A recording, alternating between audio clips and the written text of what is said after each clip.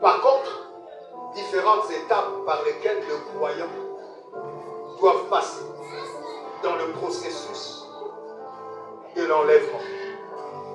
L'enlèvement n'est pas qu'un événement, l'enlèvement c'est aussi un processus. Nous sommes en train de répondre à la question comment. C'est un processus. Écoutez bien ce que je chante. Il y a dans le processus d'enlèvement des sons à entendre. La Bible dit dans le passage que nous avions lu, 1 Thessaloniciens 4, la Bible dit à un signal donné, à la voix d'un archange et au son de la trompette de Dieu. Il y a des sons à entendre. Un signal donné, la voix d'un archange, le son de la trompette. Il faut, pour entrer dans le processus de l'enlèvement, ou sinon le processus de l'enlèvement sera déclenché par ces signaux donnés, qui va se faire accompagner par la voix d'un archange, le son de la trompette. Il y a toutes ces choses.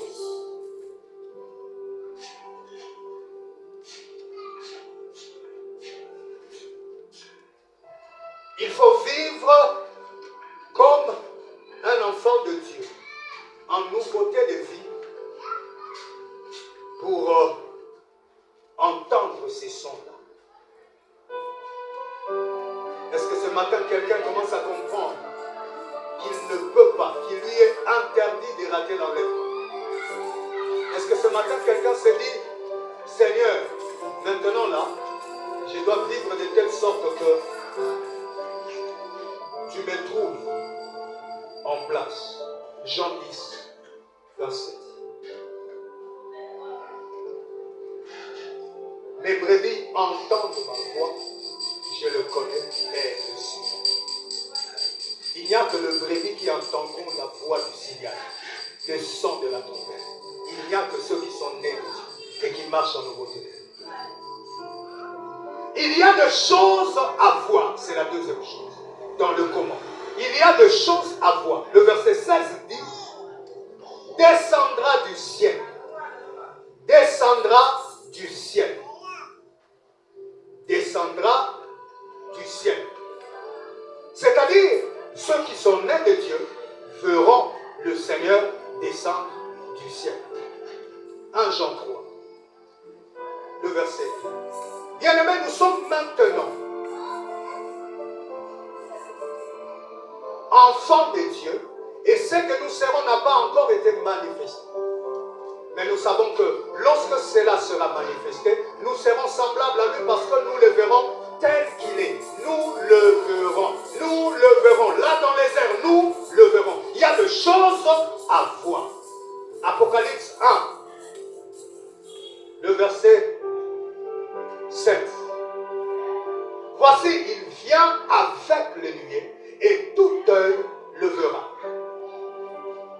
Tout œil de ceux, ici, dans le contexte de la première phase de son retour, il n'y a que ceux qui sont nés de Dieu.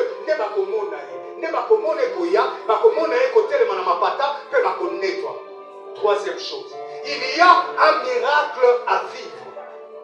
C'est la troisième chose, la troisième étape dans le processus de l'enlèvement. Un miracle à vivre. 1 Thessaloniciens.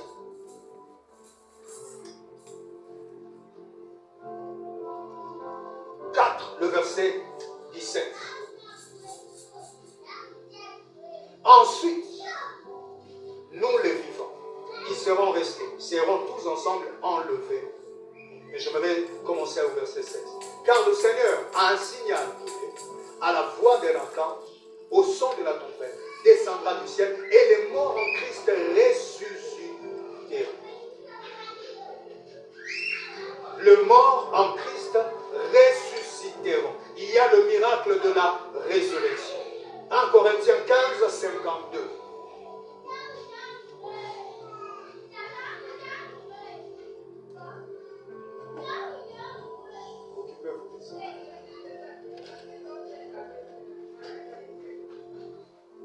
Corinthiens 15, 52. En un instant, en un clin d'œil, à la dernière trompette, la trompette sonnera et les morts ressusciteront incorruptibles. Et nous serons changés. Voilà le miracle. Le miracle de la transformation, du revêtement du corps incorruptible. C'est un miracle qui va avoir lieu comme condition sine qua non qui doit permettre à ceux qui sont nés de Dieu d'être enlevés, d'avoir un corps qui sera attiré.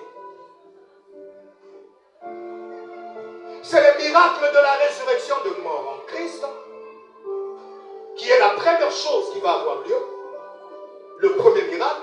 Et ensuite, la transformation des vivants en Christ en corps glorieux. Nous revêtirons tous un corps glorieux, un corps incorruptible, un corps libéré à tout jamais de la maladie, de la douleur, de la mort et de toute forme de choses. En un clin d'œil.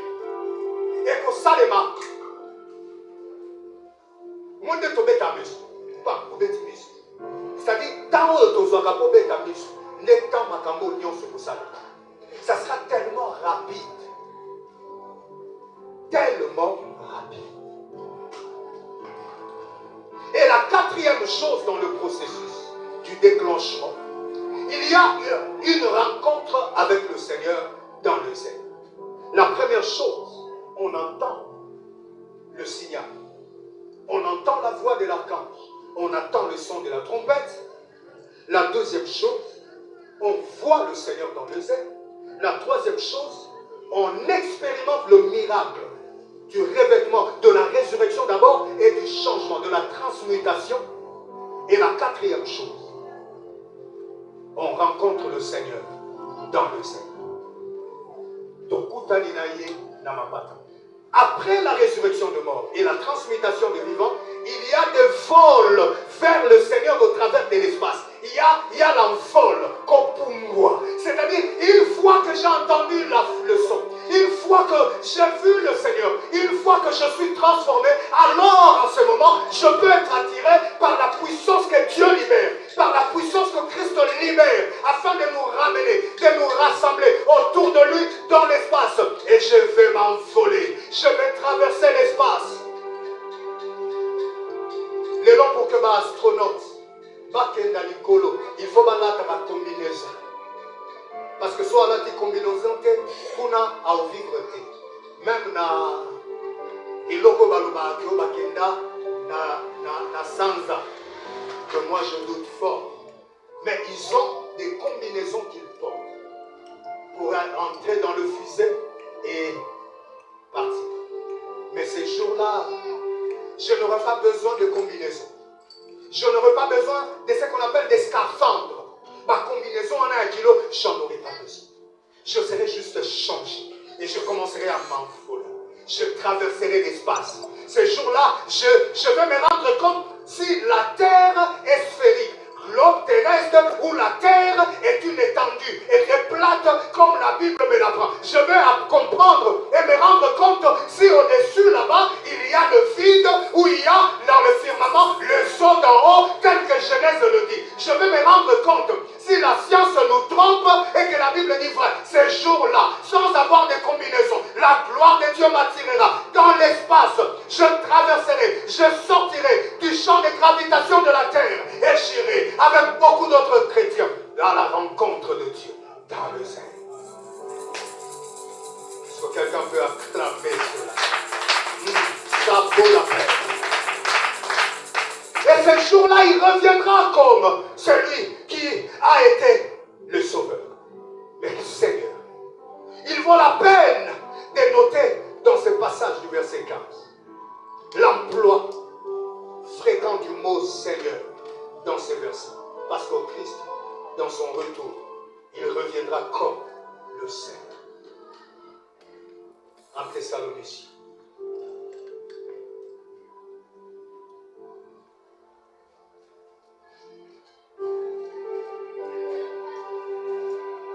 Le verset 15, la Bible dit la parole du Seigneur. Le verset 15 encore, l'avènement du Seigneur. 1 Thessaloniciens,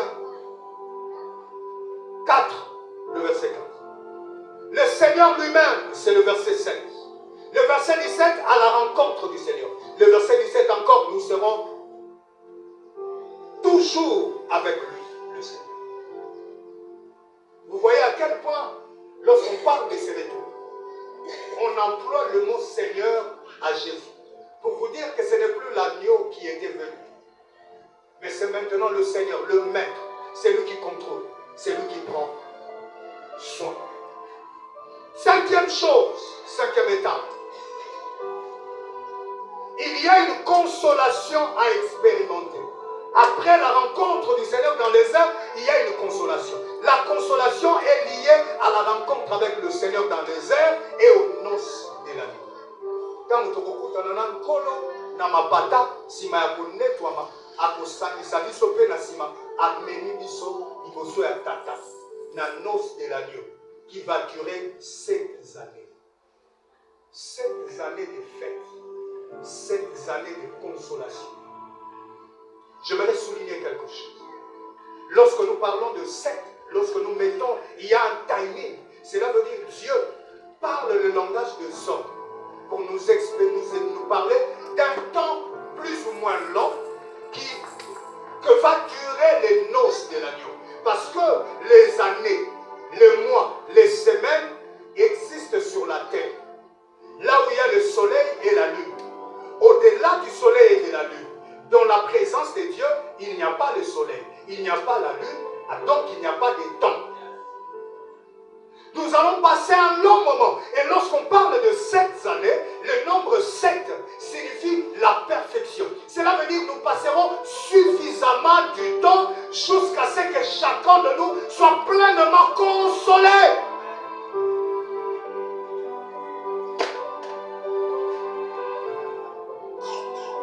L'enlèvement décrit, première phase, comme je l'avais dit. Et je veux m'arrêter ici. Vous ne trouvez pas qu'en écoutant le domaté à nouveau la peau, mon Seigneur, il y a une mon la Pentecôte, dans tout les pieds. Si vous tout ça, alors répentez-vous. Répentez-vous. Répentez-vous. Que les saluts entrent dans les vies.